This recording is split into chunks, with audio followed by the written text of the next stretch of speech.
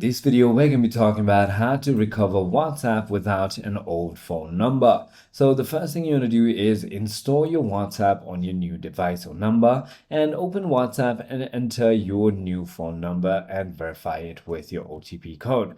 But if that is not the case, you want to simply go ahead and always have a backup chat that you had previously set. You can simply go ahead and restore your backup from previous one. But if you don't have your number, your password, you've just forgotten, lost everything, then you have no other options but to simply go ahead and contact WhatsApp support. You want to simply go ahead and go to faq.whatsapp.com, which is going to be their help center site, where you can simply go ahead and contact them and be ready to verify. So WhatsApp support may ask for some details to verify that you're the account owner, like old phone number, account info, profile name, recent chats, and many more.